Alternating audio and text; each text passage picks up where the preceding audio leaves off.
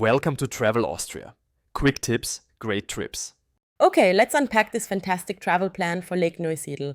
I think this region is such a perfect, almost necessary contrast to everything else you might do in Austria. I completely agree because when most people, even, seasoned travelers, picture Austria, they're thinking of the Alps, right?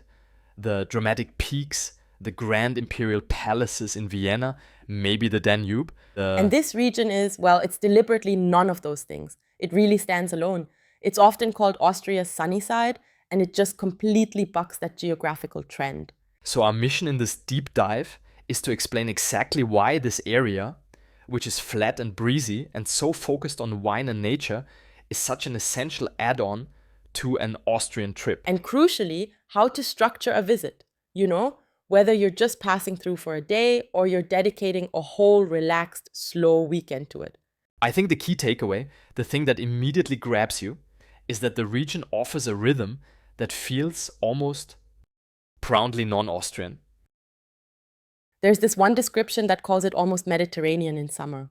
Just in an Austrian way.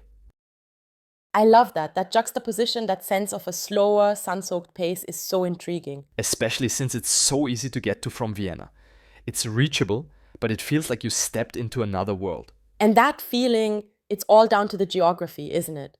We really have to decode that fundamental difference right up front because it shapes everything else. It really does.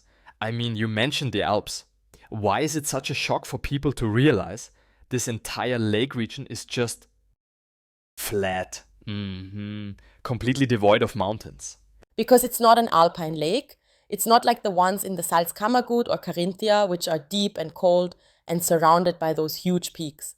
Lake Neusiedl is what they call a shallow steppe lake. And that one description, that changes everything about the atmosphere. It really does. That shallow depth is the key. Yeah, the lake is only, a couple of feet deep on average? Yeah, which means the water warms up incredibly quickly in the spring. That's what allows for that long, sun-drenched summer season. But more than that, it creates this wide open and breezy feeling. So the landscape isn't contained by mountains.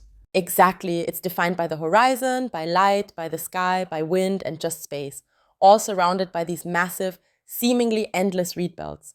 It's a totally different sensory experience. So it's not just a physical difference, it actually changes how you interact with the place. Absolutely. And think about the location. This isn't central Austria. Lake Neusiedl is in Burgenland, which is the easternmost state. It's right up against Hungary and Slovakia. And that proximity must shape the culture. Oh, fundamentally, it gives it this unique Pannonian feeling, named for the Pannonian Basin. This is where Central Europe kind of meets the Eastern Plain. It affects the food, the pace, the whole vibe. How so? Well, everything just shifts a bit. There's more outdoor dining, cycling is taken very seriously, and life really revolves around the wine terraces, the atmosphere itself, that light, that huge sky that becomes the main attraction. It sounds like it feels both wild because of the reeds, but also very calm. That's the perfect way to put it, wild and calm at the same time. I love that sense of calm and space. It sounds like the atmosphere alone sells the trip, but atmosphere, well, it isn't an itinerary, is it? No, it's not. And I think when travelers look at a flat area, they might worry about where to even focus their time. So I really appreciate that this plan introduces a framework to prevent that exact problem information overload. It's such necessary advice because when the landscape is flat and the focus is sort of diffuse, is it wine? Is it birds? Is it cycling? You absolutely need a priority. Trying to mash all three of those into a single day trip just leads to rushing. And rushing completely defeats the purpose of being there in the first place. Okay, so let's detail these modes then.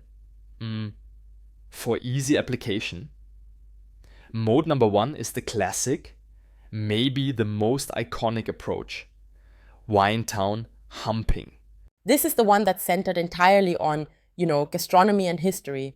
It's about focusing on the small historic towns that line the lake, visiting the local wine taverns, the Hüriger, and just settling in for those long 2 or 3 hour lunches. The emphasis is on pleasure and relaxation. Exactly. Then you have mode 2, which shifts the focus completely. This is all about nature and bird life. And this would be for the traveler who wants that genuine contrast to city life. And this is where that huge reed belt becomes the main character. The region is famous across Europe for its bird watching, and the national park provides this surprisingly wild, almost elemental landscape.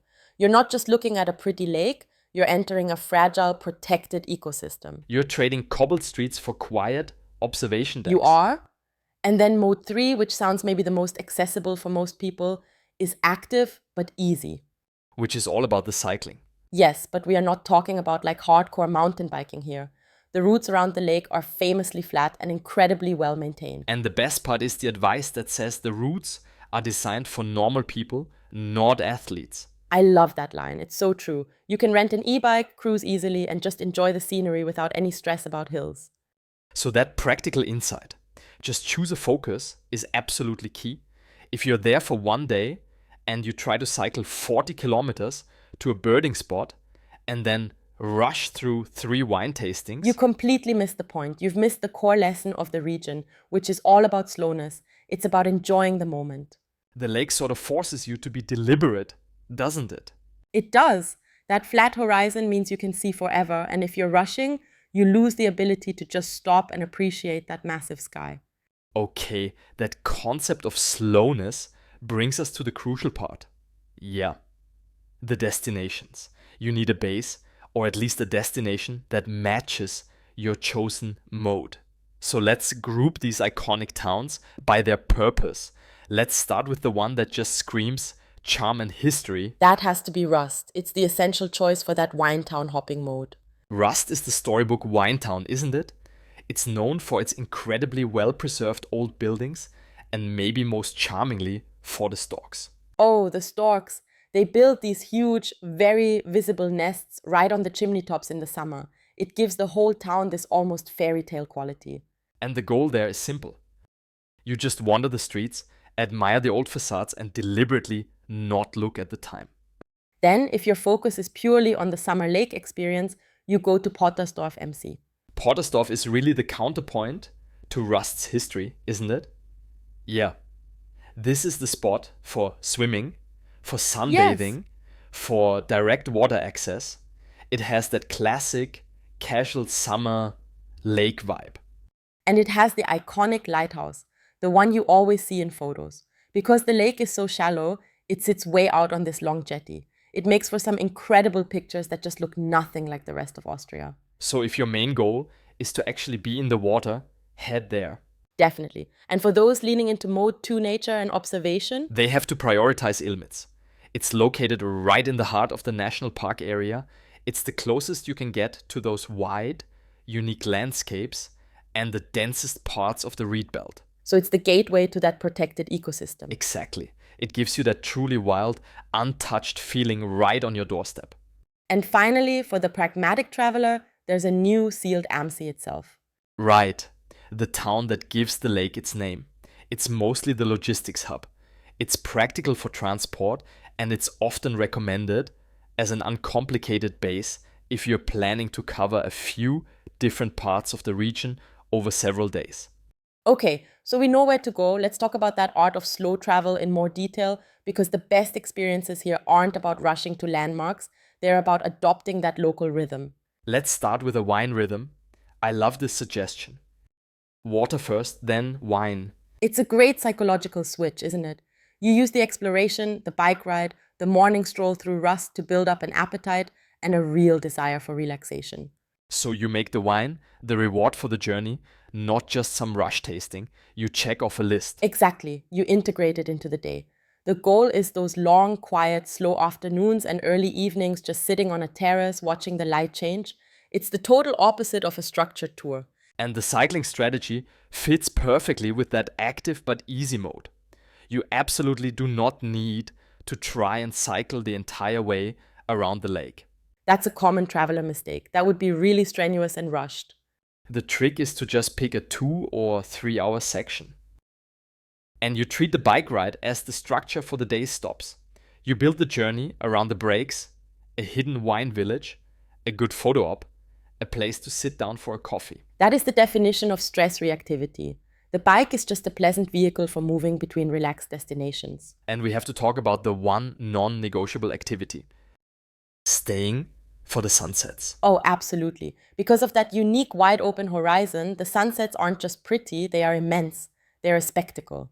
It connects right back to what we said at the beginning: light, sky, and space.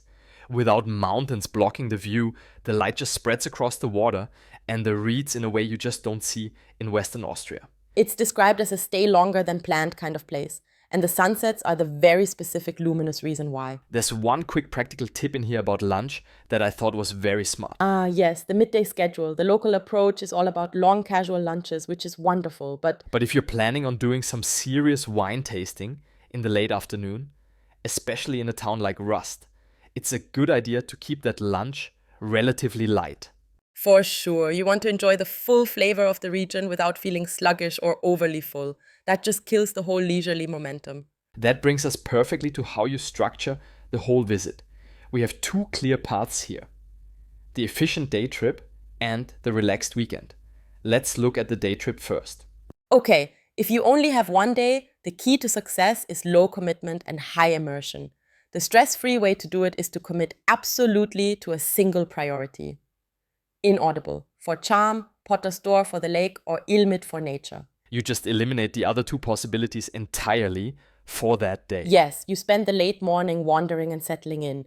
You have that long, unhurried lunch, and then, and this is crucial, you commit to only one main afternoon activity. So if you chose Rust, maybe your activity is a wine tasting. If Pottersdorf, it's dedicated lake time. And if Ilmit, it's an hour or two of nature observation that keeps the pace gentle and makes sure you feel satisfied, not exhausted by the time the sun starts to set. Now, the relaxed weekend. That's really how you capture the essence of the region, isn't it? This is the 2-night, 3-day version, and it's focused purely on rhythm, not intensity. This is where you actually experience that true slowing down. So let's detail that structure. Day one is about arriving. You check into a base town like Rust, you do a gentle introductory stroll, and you have a long, unhurried local dinner. The evening is just calm. The point is decompression, not sightseeing. Day 2 is your focus day. You spend the morning either on an active focus, like a 2-hour bike ride, or a nature focus, visiting the reed belt around Ilmit. And then you dedicate the afternoon to recovery and leisure, which of course culminates with time near the lake and that mandatory sunset viewing. Exactly. And day 3 is just a calm departure, coffee, a final short walk, maybe one last viewpoint to cement the memory, and then a relaxed drive away. The purpose is not to pack it in, it's to maximize the time you spend enjoying that slow pace. Speaking of timing, we should probably touch on seasonality. That massively affects the mood of the trip. A great point. Spring, say April and May, is fresh and green and wonderfully calm. The vines are just starting to grow. Temperatures are perfect for cycling. Summer, mid-June to August. That's peak season. It's ideal for swimming for those long, warm evenings and all the outdoor dining. But the sweet spot perhaps is autumn. September and October are quieter. The weather's often still beautiful, and it's perfect if you're there for the wine culture since the harvest has happened. Instrumental music. Plus, you get that softer golden light, which must make that landscape look stunning. Oh, it does. And then there's winter, which is obviously not the classic lake season, but it's positioned as this uniquely peaceful, quiet escape for people who appreciate silence and solitary walks. The ultimate de-stressor. Okay, so to wrap up the practical side, let's just quickly reiterate those 4 essential rules of thumb for a great Lake Neusiedl trip. Number 1, choose one base. Let's do it. Or one priority. Do not try to bounce between all the key places in a single day. Pick Rust or pick Pottersdorf and just commit. Number 2, and this is elemental, plan for wind. It is a constant defining part of the region, especially if you're cycling. Always bring a light wind blocking layer, even if the sun is shining. Number 3, intentionally pair your appreciation of wine culture with slow travel. That means walking, sitting down, watching the light change. The value is highest when the pace is gentle. And finally, number 4, which we've stressed a few times now, do not underestimate the end of the day. Do not schedule your return trip before the sunset. It's non-negotiable for really capturing the magic of that Pannonian horizon. So what does this all mean for your broader travel plans? I think the knowledge we've gathered here really highlights that Lake Neusiedl offers a crucial element of contrast. If you're already planning to visit these structured, culturally rich places like Vienna or Salzburg, adding this eastern region turns that itinerary from just cities and sightseeing into something much more complete, more holistic. It provides open landscapes, simplicity, and really necessary breathing room, a chance to decompress from the high energy side of traditional Austrian travel. The best moments are simple: an easy bike ride, a glass of local wine, and a long, drawn-out sunset. Simplicity is the luxury here. And that leads us to our final thought for you to mull over. We talked about the seasons and about quietness. If you are targeting that perfect balance of mature wine culture, beautiful golden light, and a genuinely relaxed pace, that atmosphere of quiet contemplation, Then maybe you should challenge yourself to schedule your trip for the early autumn. The analysis really implies that this is the season that truly captures the quiet, contemplative essence of this unique region best, long after the summer crowds have gone. thanks for listening to Travel Austria. Quick tips, great trips, and see you soon in Austria.